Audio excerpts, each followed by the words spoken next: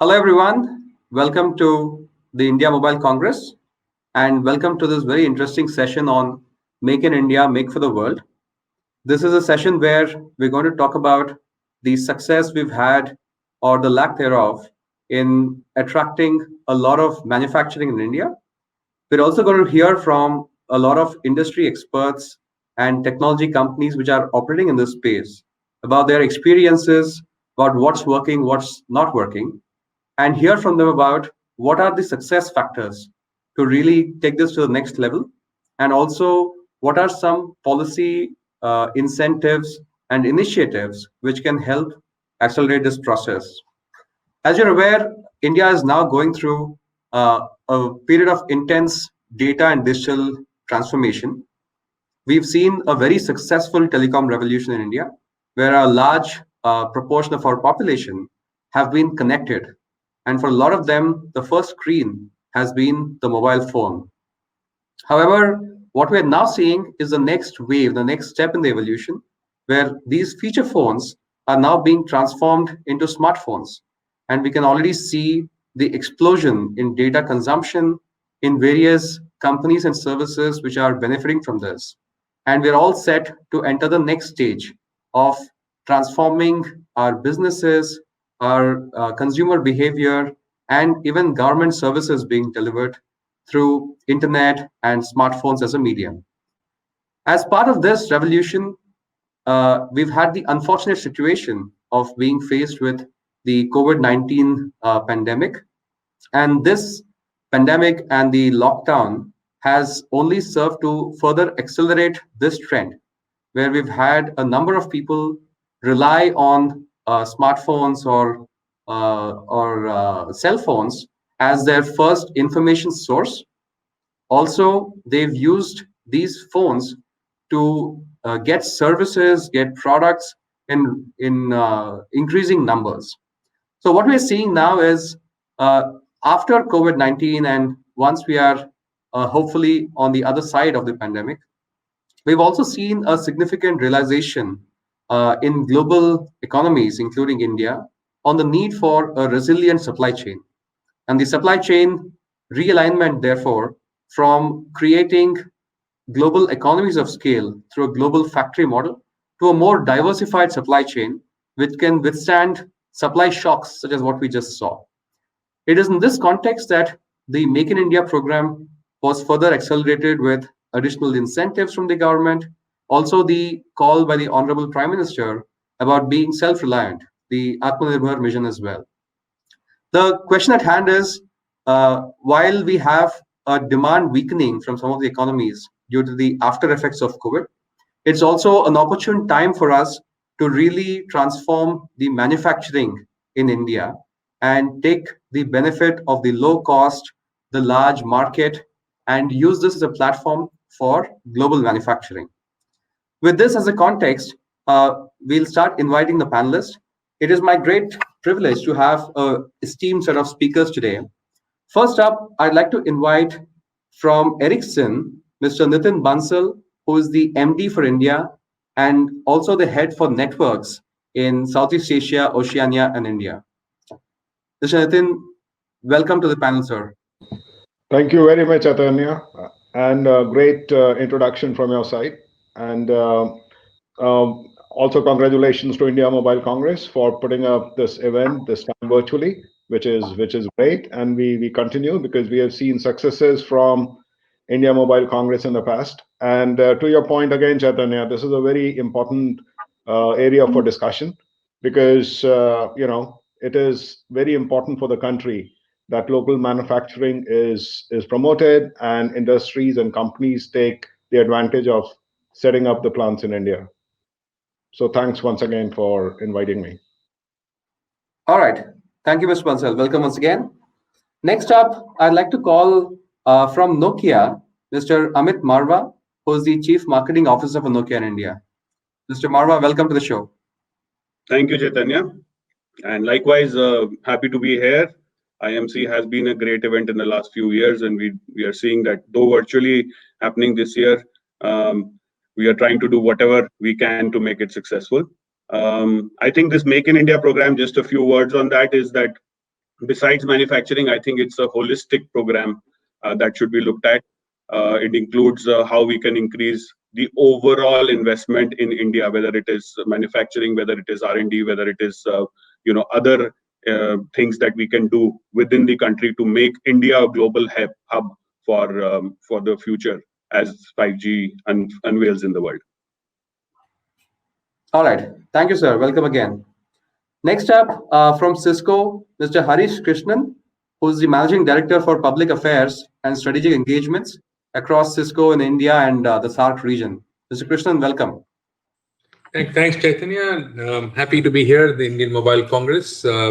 Like my other co-panelists mentioned, it has been a great event.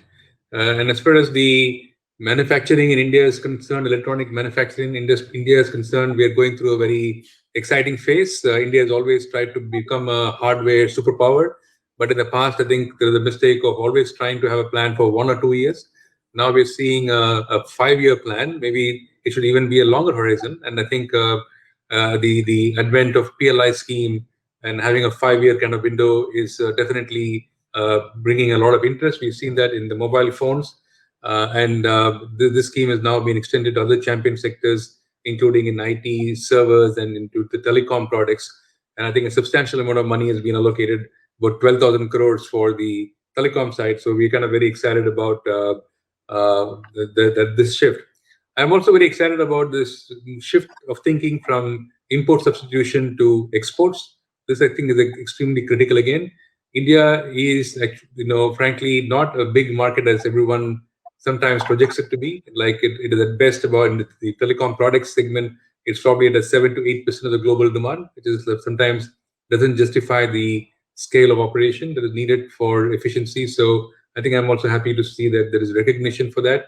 And finally, there's also recognition that the value addition, while it is important, will happen over a period of time, and we'll have to be patient. Thank you. All right. Thank you, Mr. Krishnan. Next from Corning, we have Mr. Sudhir Pillai, who's the Managing Director for Corning in India. Mr. Pillai, welcome. Thank you, Chaitanya, for the warm introduction. Good afternoon to fellow panelists and the industry colleagues.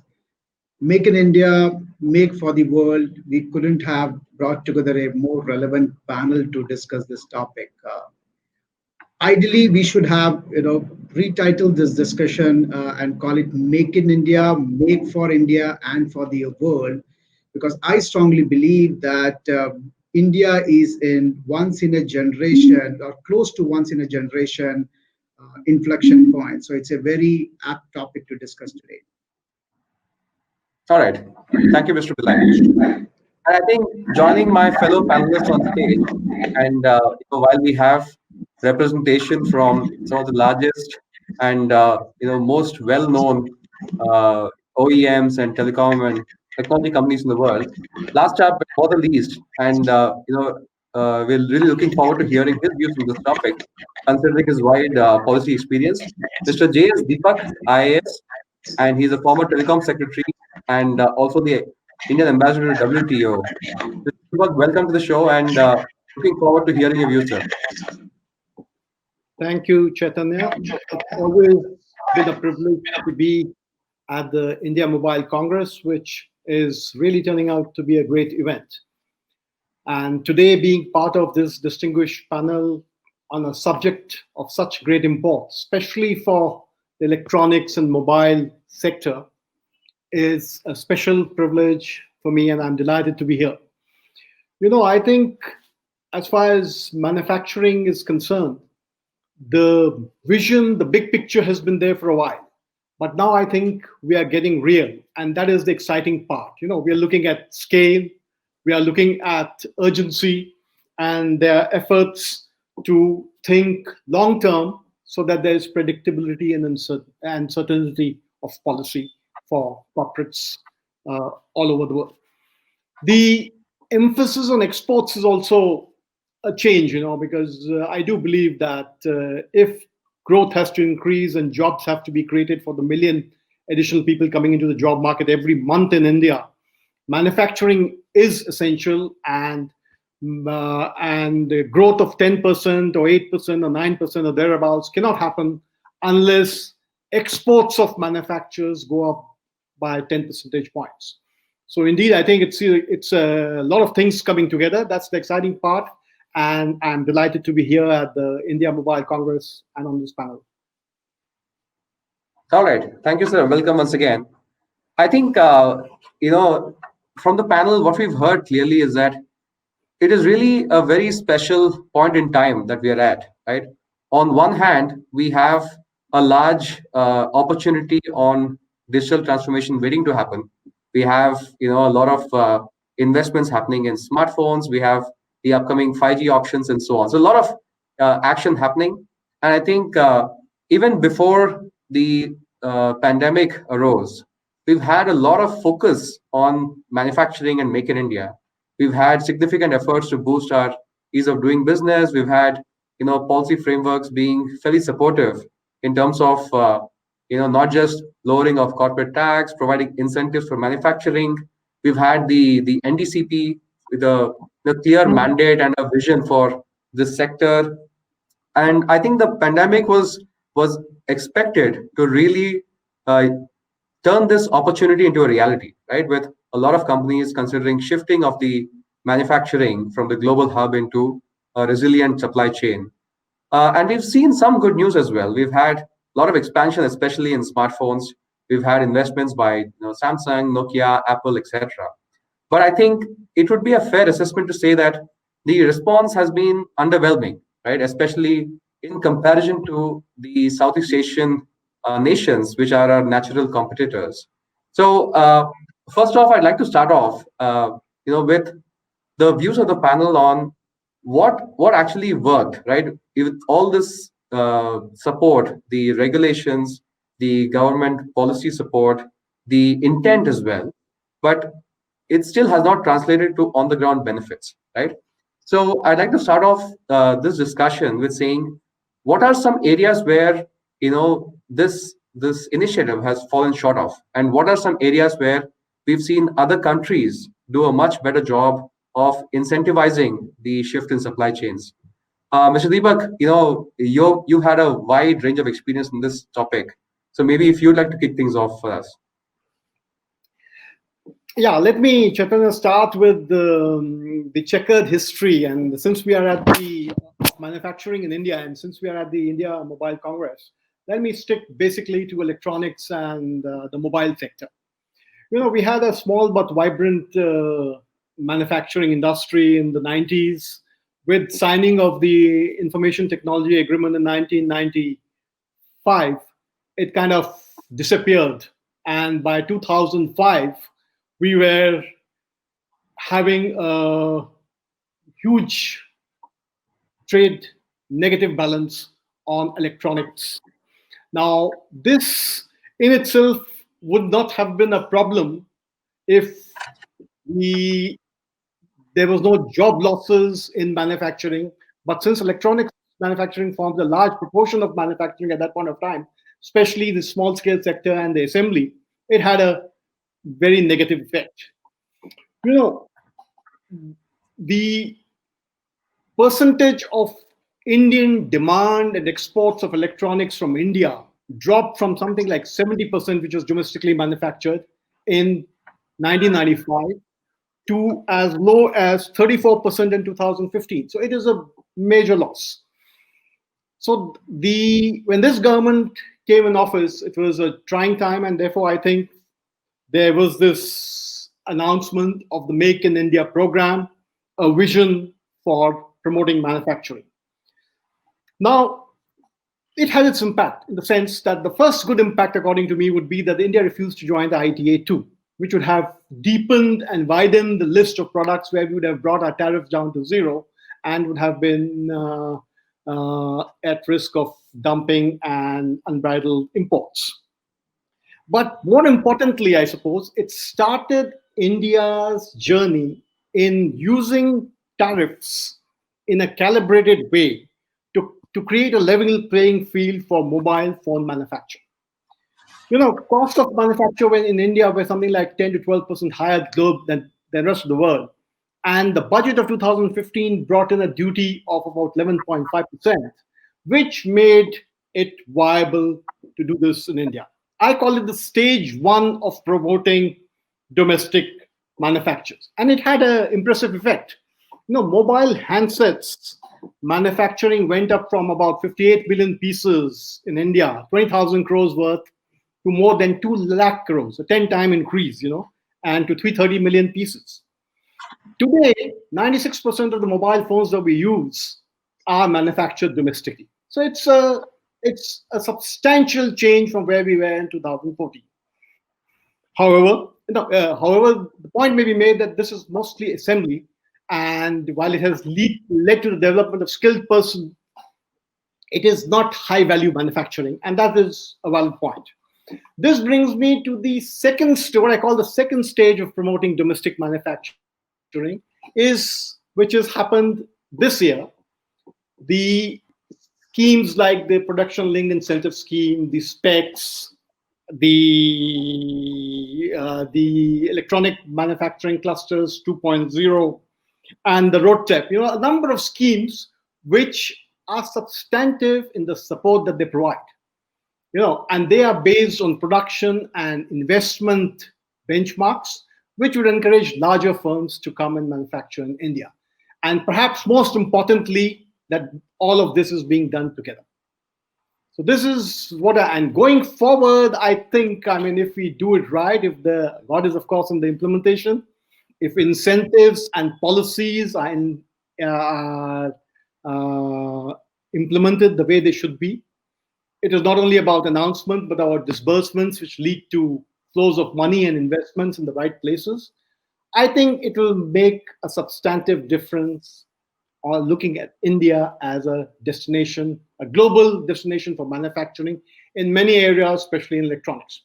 I'd like to draw the parallel between the auto sector, which has been a successful sector in manufacturing in India, and other areas, including mobile and electronics and others, telecom products. See, we had a phased manufacturing program in auto. There was heavy duty, market was closed. We signed FTAs with Korea, Japan, gotten special steels at competitive prices on zero duty. Investment agreements as part of the FTAs brought in a lot of investment using the skilled labor and the low cost of it. India became a manufacturing hub for small cars, primarily to cater to the domestic market, and ultimately exporting. And today we export more than 10 million cars to Europe. So there is a possibility of going the same route for a number of other products, including mobiles, components, and devices. And this is an area which I think has great promise. I think I'll stop there, and thanks. No, thank you, Mr. Deepak. I think, thank you for those views. I think very insightful. So, the example of the success which the auto sectors had, I think, is clearly the aspiration for sectors like telecom and technology as well. And the phased manufacturing program in this sector as well has seen an explosion in terms of the assembly sector, right, of the smartphones. But I think, like you rightly said, the next step is to increase the value addition, right, the percentage of the domestic manufacturing, by also extending to the components themselves, the high-tech components and so on.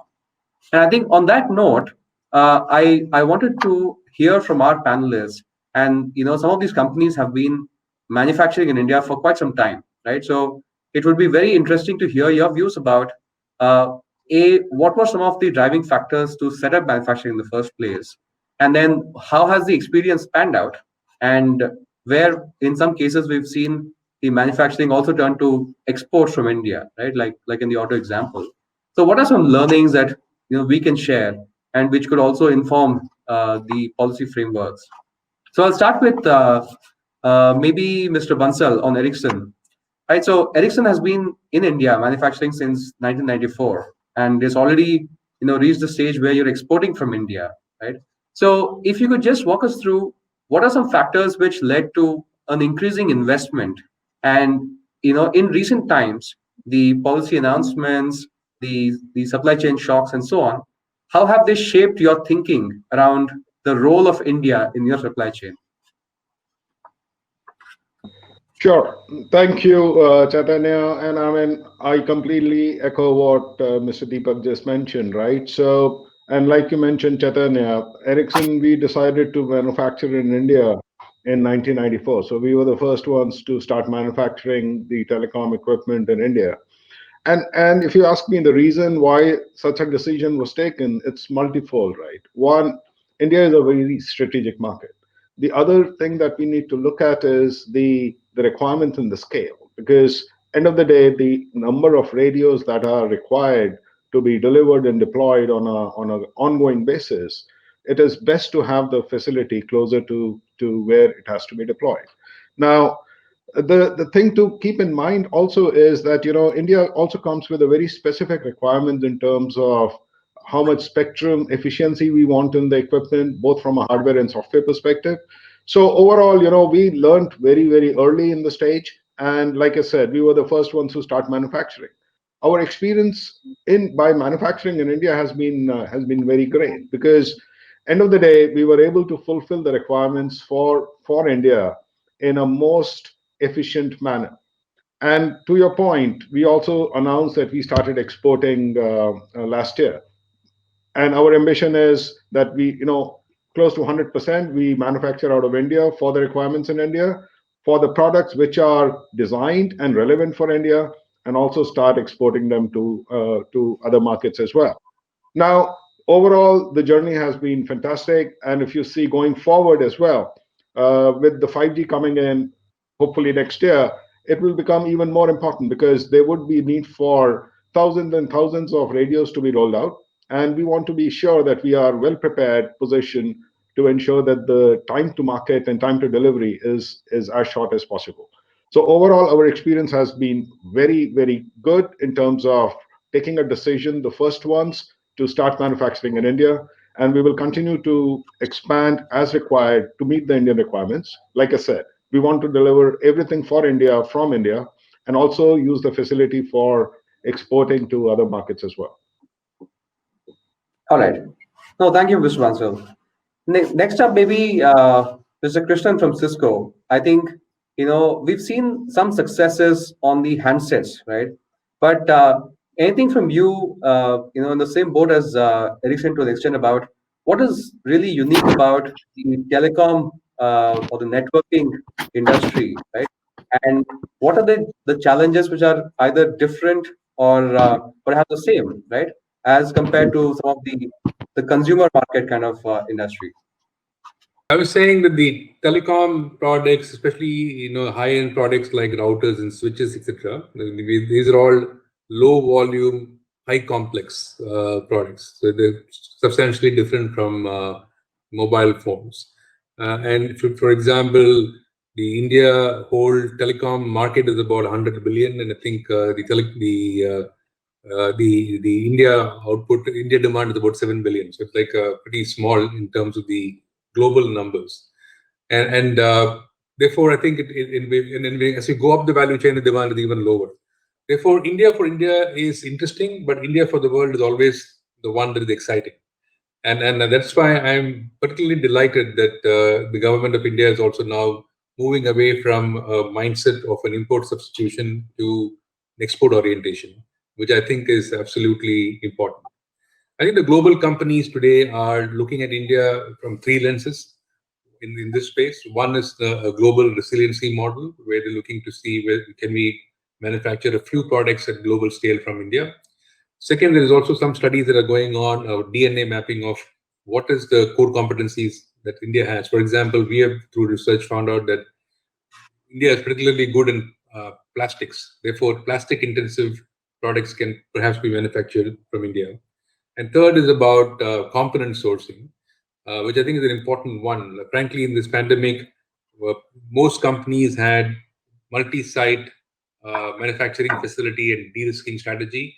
But I think one area that everybody probably worries most is about components that typically come from a few countries in the world. And that is where I think India, if it focuses on, can lead to a win-win arrangement.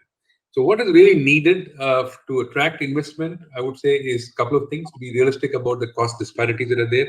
There have been various studies that have been done in the past to say it is in the range of 7 to 8%, and I think that disparity will have to be addressed. And secondly, link the exports to PMA. One of the problems in the past has been this, the introduction of the preferential market access, which has not worked either for the Indian companies nor for the global companies, because it has been pretty unrealistic in terms of the various expectations that it had. Therefore, particularly in this product segment, it would be impossible for any company to manufacture all the products that they sell in India. And therefore, they'll probably manufacture a few products at global scale and export. And we should provide a linkage between exports and PMA and give those global companies a PMA credit. And that will actually make it more feasible. Thirdly is in terms of value addition. Again, I think in the past we had some unrealistic expectation in terms of value addition. Value addition is the direct relation to the component ecosystem that is there. And frankly, the cost disparity of 7 to 8% that I mentioned is predominantly because these components will have to come from other countries. So if the components are available in the country, there is no reason why the global companies won't source from here. And therefore, there is no need to coerce or drag people to do it. They'll do it on their own through market forces. So I think we will need to have a realistic expectation of value addition. It will initially be low, but I think over a period of time it will go up, and it is in the interest of the manufacturers to do it. Okay. All right. Thank you, Mr. Krishnan. I think next up, maybe if you could hear from Mr. Marwah on Nokia. So Nokia again has identified India as a global hub, right, for manufacturing. So again, in terms of what were the drivers for this, and how has the experience been in terms of using India as a viable base for exports from India? Thanks, Chaitanya. So I would like to say that, I would like to think and believe that Nokia is one of the success stories that the government of India can use. I agree with Mr. Deepak when he's saying that a lot more can be done, and maybe other countries have taken a lead in the last couple of years. But I think Nokia is a success story. 25 years back, and we are celebrating the 25th year of telecom in India. The first call was made on a Nokia phone with a Nokia on a Nokia network. And in these 25 years, we had a fantastic run. We started with 50 employees. We have 15,000 employees today. We are doing manufacturing, and not only are we doing manufacturing, in fact, the factory that we have in Chennai is one of the 2 factories that Nokia owns. We have 30 factories which are OEM factories where we manufacture, but there are only 2 owned Nokia factories. One of them is in Chennai and the other one is in Finland. And in this factory, we started very early manufacturing radio equipment, started with 2G. And today, 2 years back, in fact, not today, 2 years back, we have been manufacturing 5G radio in this factory and exporting to the world. 50% of whatever we manufacture in Chennai is going out and getting exported to the most advanced market, including the US, where 5G is happening. And we have done a lot more. We have done a huge R&D investment in India. We have 6,000 people in R&D in India. We have created NOCs in India, which are serving about 100 operators across the world. So I would say that overall, we've had an extremely, extremely great run and really a success story. Having said that, a lot more can be done and should be done. And I think we are there in supporting that. Couple of things I think Harish also mentioned on the value addition and getting the component ecosystem in country, very important in order to take this to the next level. But I think more than that is also what is important is to create a market access which is fair and it is not restricted by the ownership of a company. So, if I am Make in India, I consider with 15,000 people and the largest manufacturing in India on telecom, more Make in India as a Nokia than any other company that may or may be in existence. So there needs to be a fair market access. PMA policy is something that Harish touched upon. On the PLI scheme also, I think it's a very good forward-leaning scheme, and the cost disadvantage that we had partially will be met if we have something like this on board. But I think what needs to be considered very fairly is existing investments that have already been done. We have spent close to 600 crores in setting up the Chennai facility. About 2,500 crores of investment have been made in various facilities that we made in India. So existing investments that we have made in India should be given due respect and acknowledgement while deciding on the next steps, so that we don't end up into a situation that companies like us cannot take advantage of this policy and take the manufacturing and localization to the next level. Okay. So thank you, Mr. Marwah.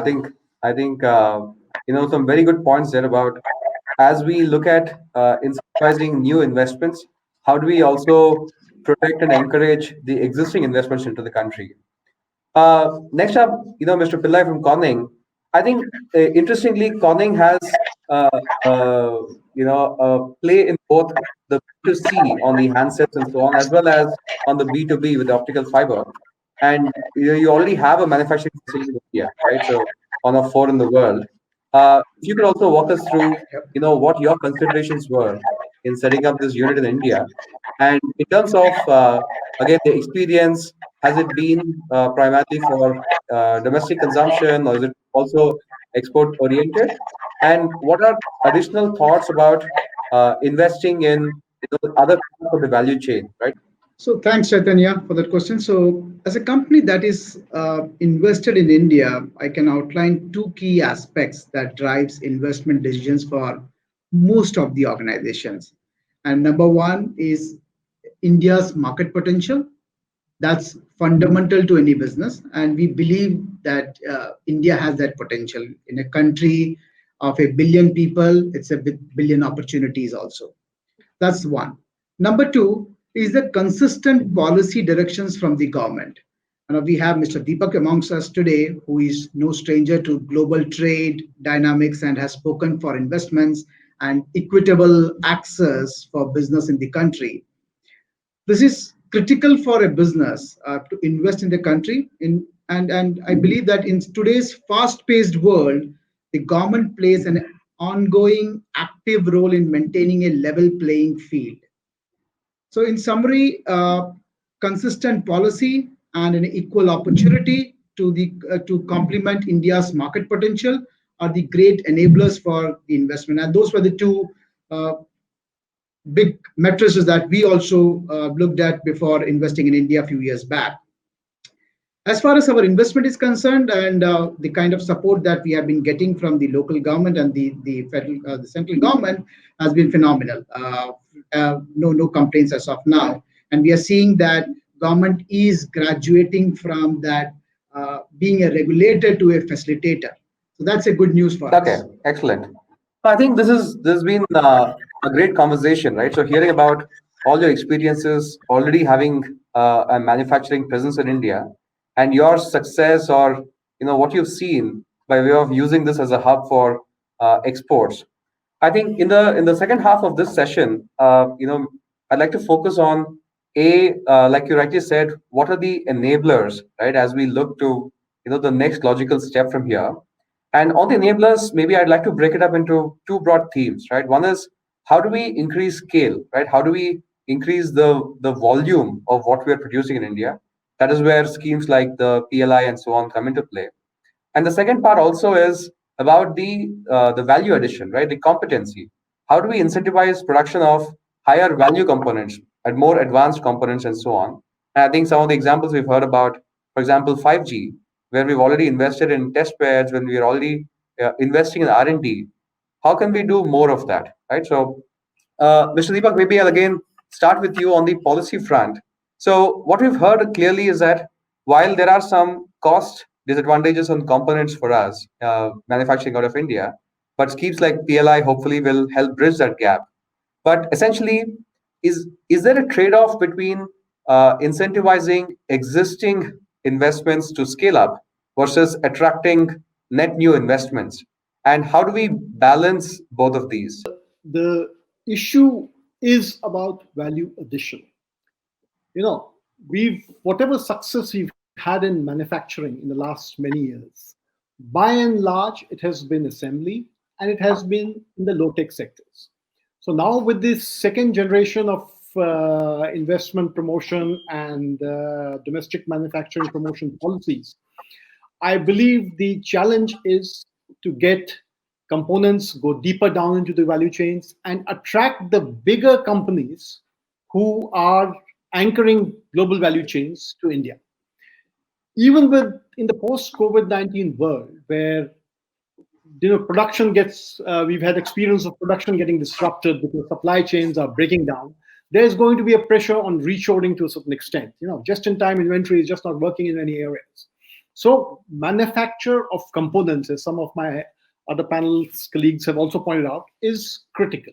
You will get into the depth of the value chain and the higher profit end of the value chain if you have a component ecosystem which can contribute to the final product.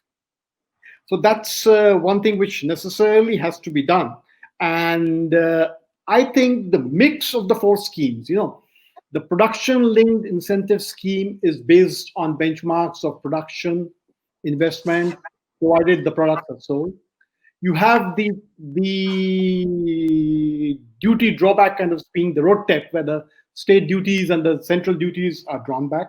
Then you have a scheme like SPECS to provide 25% subsidy on investments for manufacture of semiconductors and other components. And finally, you have the Electronic Manufacturing Clusters 2.0 scheme, which is to help state governments and others to set up industrial parks and common facility centers and so on.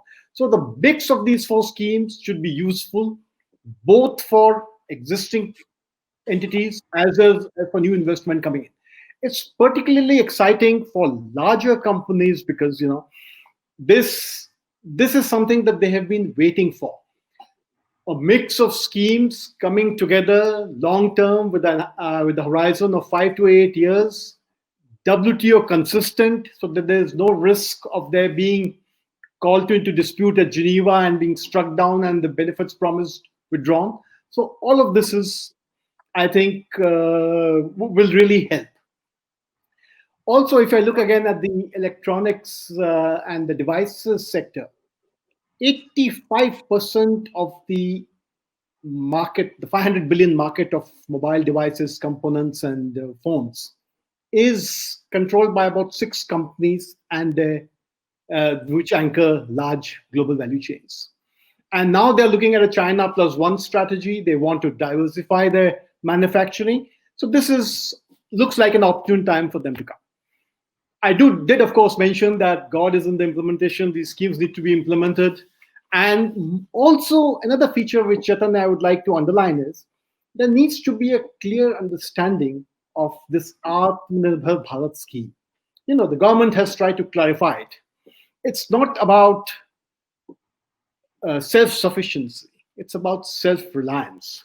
It's not about protectionism, but imaginative use of tariffs and subsidies to try to incentivize manufacturing of higher value products. The idea cannot be that we will manufacture everything and and we will try to prevent imports or control imports. Our dependence on semiconductors, microprocessors, lots of components will remain for a long time. So the strategy, I think, which is implied in the Atmanirbhar Bharat program is not to try to manufacture everything, but seek to develop scale in champion products by incentivizing the leading companies, existing or new, to invest and to take advantage of this over a longer period of time. All right. No, I think. Thank you for that, Mr. Deepak.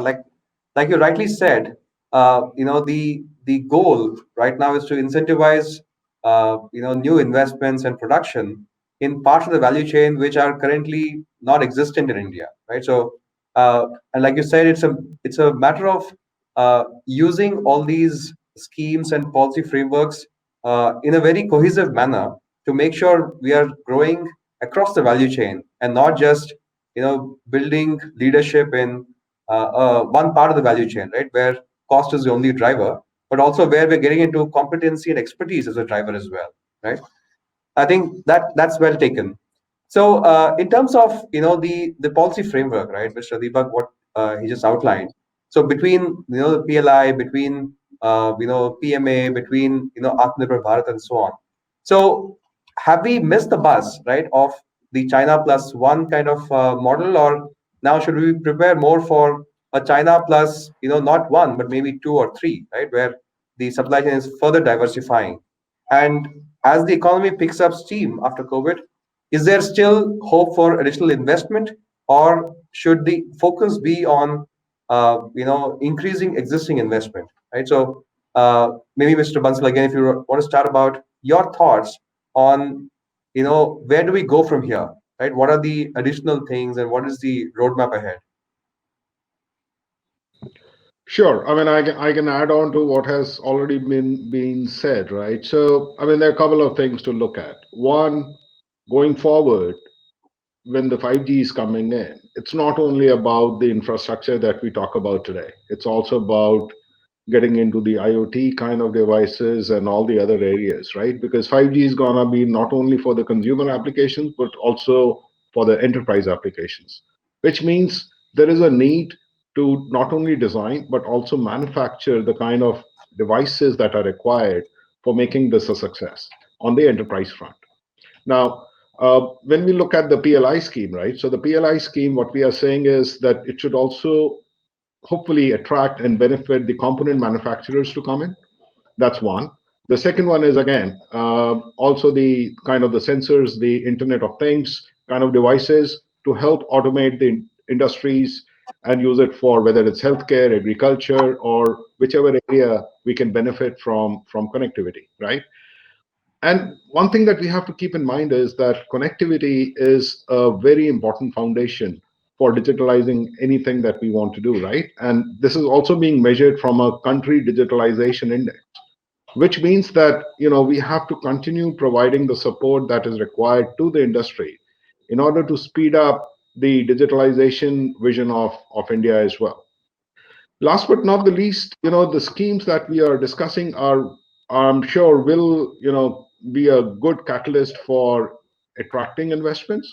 But then we also have to look at the market access being fair. So this has been already said, but I can repeat that as well, right? That, a company like ours, which has been in India since 1903, we employ more employees in India than any other country in the world. There should not be a demarcation between a foreign company and an Indian company, and equal market access to be provided, right? So that's one of the things that definitely needs to be considered, while keeping in mind that connectivity is going to be a critical national infrastructure going forward, which needs and the government needs to have make sure that the investments are coming and we are able to provide the necessities that are required in the country. Okay.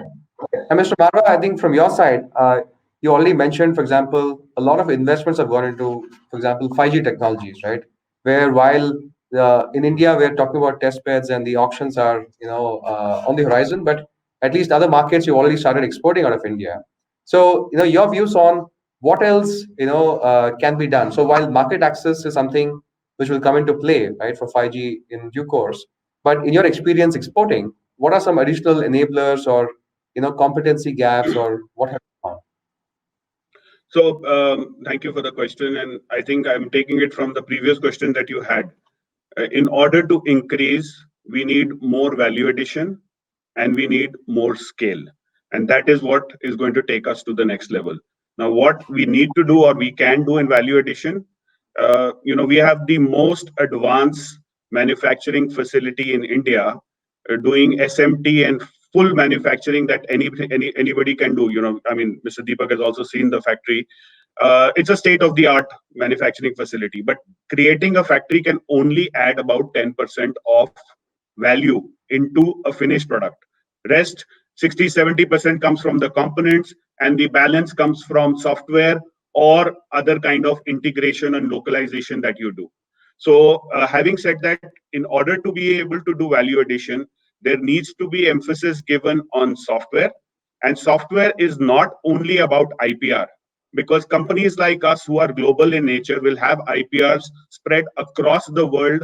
We cannot have all the IPRs listed in India. So there needs to be due consideration in value addition need to be given into investments that we are making in R&D. the number of jobs that we are creating in R&D. And I think that will help to some extent. And coming to the other part, which is scale, I think on scale, yes, India has a very big market, but India across all of us, I mean, we are here as global companies, contributes about 5% to our global revenues. So yes, India has a huge base and we are growing very fast and we are happy and we are there for it. But the fact is that only serving India will not pull manufacturing. The scale has to come from exports. And the scale from exports will come from basic things like globalization is linked to harmonization. You need to create products in India which have a global demand so that they are not only manufactured in India for India, but they can be used across the world and then increase the scale of exports. You need to create an ecosystem here. So 5G is bringing these additional values into the whole chain where we can do much more in terms of whether taking 5G for IoT or using 5G to enable startups so that startups in India can become the global hubs for demand of 5G use cases, which will be used in the rest of the world. So it is not about manufacturing a 5G radio. It is much more than that. And I think we need to look at it from a holistic approach. And only then we can take this to the next level. Okay. No, fair point, Mr. Marwah. And I think on that note, maybe Mr. Krishnan, to what we just heard, right? In terms of taking it to the next level, to increase the value addition, to increase the ecosystem play, right? Not just across hardware, but also the supporting software, services, the innovation, working with the startups and the academia and so on. So, what are your views on how has that worked out for the India manufacturing scene, and also what are some additional enablers on that front, right? So, what are some good success stories that we can already see on the horizon based on all the innovations happening in India? Yeah, so I just want to carry on from where Amit left. Frankly, like when Amit talked about 25 years of telecom, I was reminded that it is 25 years since Cisco came to India. And it's been a great experience for us in India. We have now got 30,000 employees, the largest outside, the USA. And we are doing a lot of cutting-edge R&D technology here in Bangalore and Pune and other places in India. And therefore, I think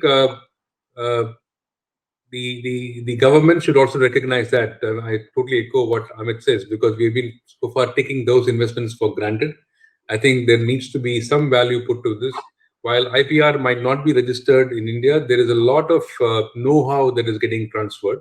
And several of our companies also work with young startups. Cisco, for example, has got a program called Launchpad, where we work with young entrepreneurs and promote startups in our ecosystem.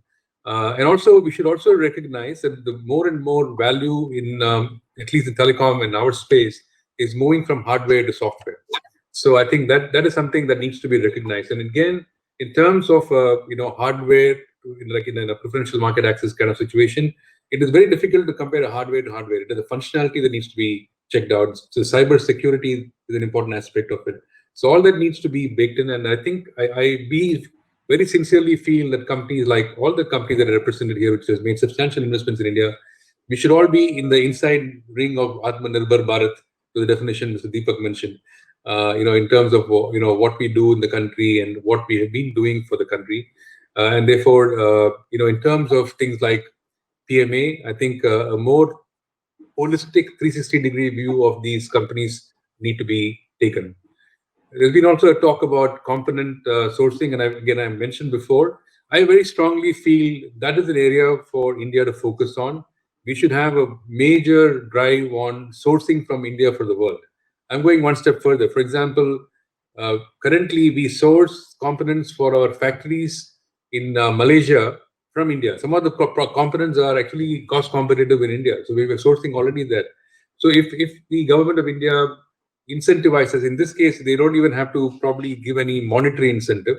It could be even a simple incentive of linking to PMA. Suppose a global company sources 100 million worth of components from an Indian component manufacturer for their factory wherever in the world.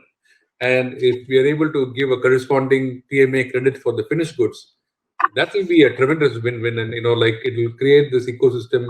It will create the the industry to go from bottom to the top as well as top to the bottom. So I think that is an important way forward.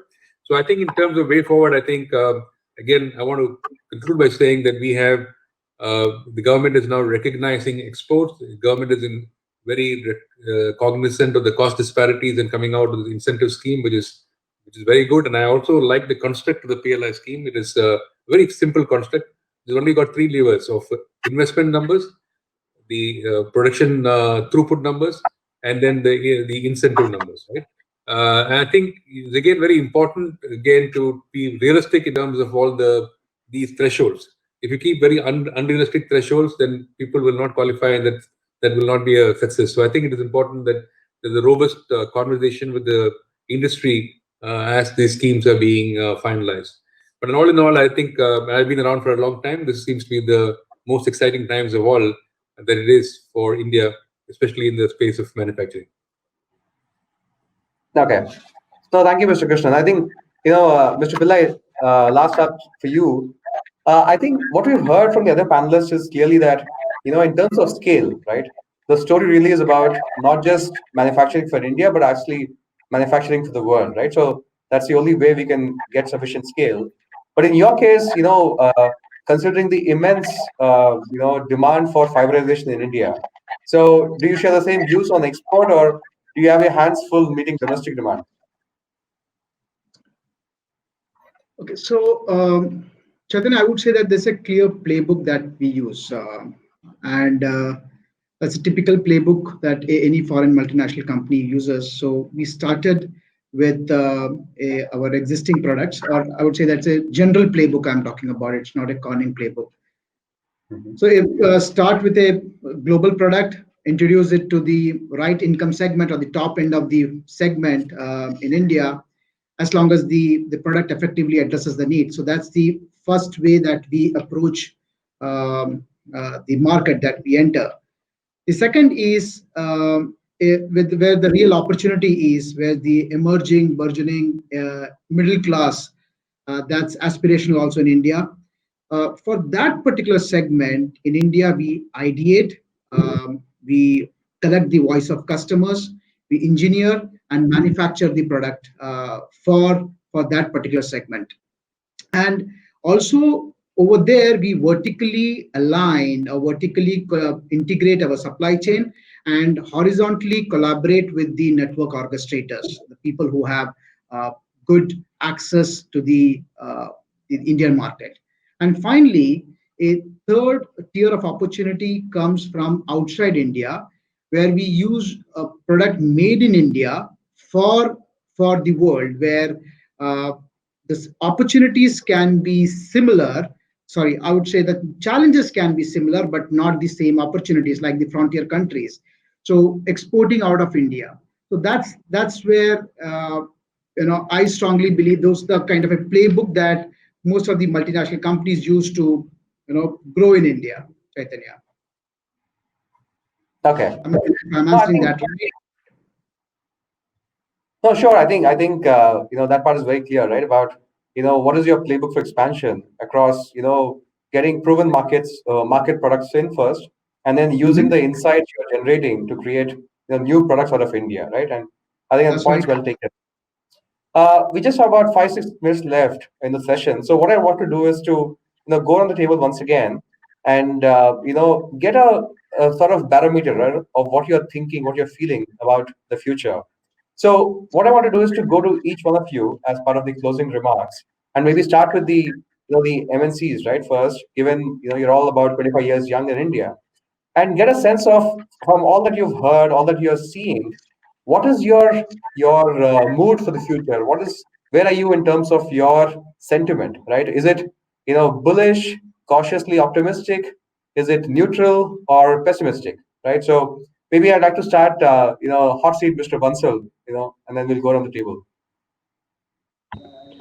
No, I mean, I would say that, like I said earlier, right? 5G is new technology is required. I mean, the pandemic has shown us the importance of connectivity.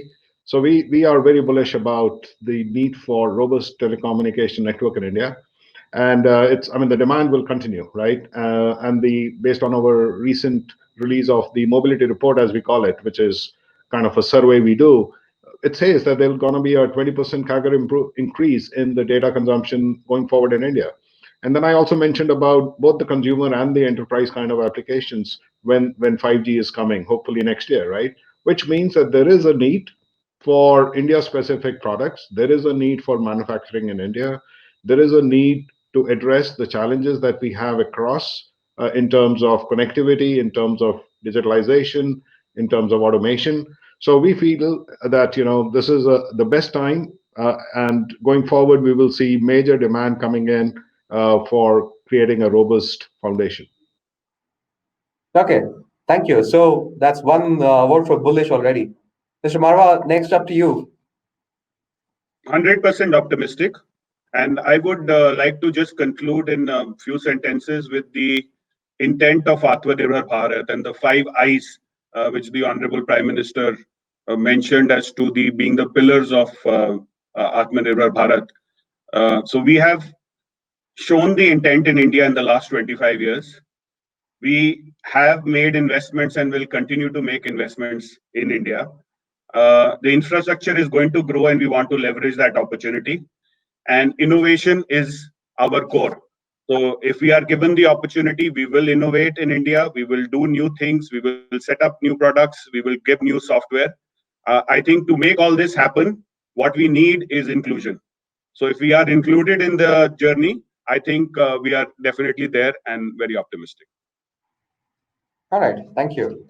Mr. Krishnan, from your side. Yes, so, we have always been bullish on India, and as they say, the future always looks great in India. It continues to look good. I think we're already seeing a rebound of the economy that is happening, and again, like what Nitin mentioned in this space, when suddenly this COVID situation, when all of us were forced to work from home, I think all of us in the telecom industry rose to the occasion. In a week's time, I think we were able to get almost the entire workforce seamlessly working from home, and we're seeing productivity increase coming out of that. So I think in terms of the government policies, like I said again, I'm very happy to see the export focus and realistic estimation of deficiencies that are there, and a 5-year plan that seems to be there, which all augurs well. I think we remain very bullish and optimistic about India and the world. Okay, excellent. Mr. Pillai, so we have all three of your fellow panelists being extremely bullish. So, do you echo the same sentiment? Yes, we are also very bullish. I strongly believe that there's a lot of strong, favorable macro trends developing in India. And we would like to position ourselves ahead of this macro trend so that it becomes a tailwind for us rather than a headwind. And as I mentioned earlier, as we were starting, Chaitanya, that we believe that we are very close to a once in a generation inflection point. So we are very bullish about India right now. Okay, excellent. Mr. Deepak, I think clearly the mood in the panel is very optimistic and very bullish. And I know you said that obviously while a lot of these plans sound extremely good and are well intentioned, but the devil is in the implementation. So your views, sir, on do you see this as a success story in 5 years, or you're cautiously optimistic? You're mute, Mr. Deepak. Sorry. Chaitanya, it's very gratifying to see leaders of large global companies working in India to be bullish, and that's very encouraging. You asked the question whether we've missed the bus or whether we are late. I don't think so. I think your question arises from the fact that when companies migrated from China, too many of them did not shift to India. But I would not be overly worried about that, because in the first stage of migrations, these were the companies which were exporting to the US from China. And because of the tariffs and trade war, they had to move out of China. And therefore, they moved to mostly to ASEAN countries, which are part of the Trans-Pacific Partnership with the US. Though the US didn't join it, but everyone expects that they would join. So their trade rules are sort of harmonized with the US. So there they went there. Also, countries like Vietnam had very, very attractive incentive packages. Vietnam was providing 10 to 15 years of direct tax holiday for new companies investing there. So that was, and our incentive schemes were challenged at the WTO. They were likely to be withdrawn, so there was uncertainty. But I think that is in the past. The new package bodes well for the country. The clear realization that it does not only have to be manufacture, but make for the world. Exports are important. Exports of value-added manufactured products. That's a very important, though subtle change perhaps, which I see in policy making. It does need to be followed up. I mean, we need to support R&D for components for more IP loaded products. Also, we need at the front end robust and dynamic export promotion councils. I am a great one for suggesting that, if you need to export components, India will be a new player in new markets like the Americas, Europe, and the rich countries of Asia. So you need export promotion councils for mobiles, components, devices, for telecom products, which are focused, specialized, and have the clout and backing of both industry and government to take it forward. The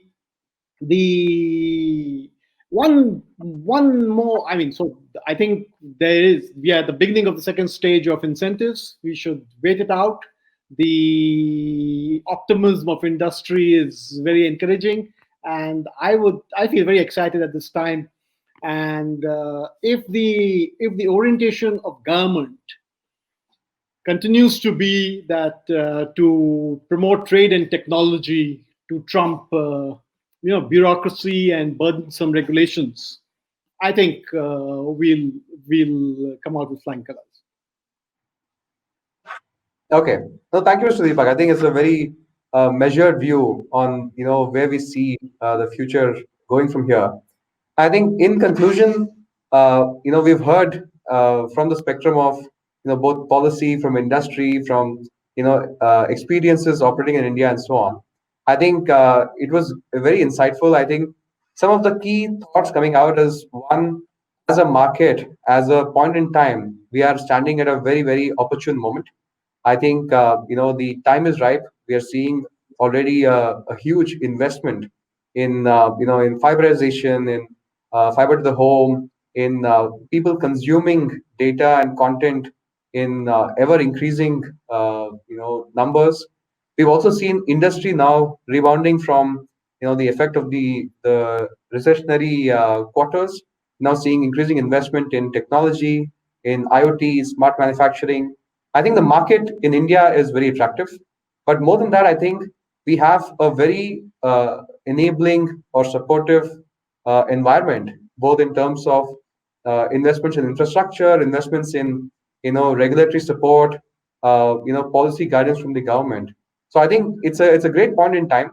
I think and clearly the optimism the panel showed is extremely encouraging, and clearly the future success story for India would be to replicate what we saw in the auto sector, where we're able to increase the value addition, able to increase the scale and competitiveness to actually export to other markets.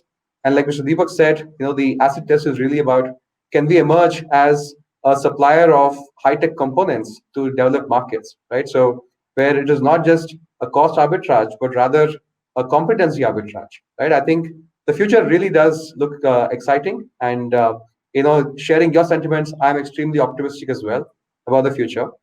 With that, I'd like to bring the session to a close, and thank you very much, panelists, for all your views, for your participation, and for your continued optimism. Right? Thank you, and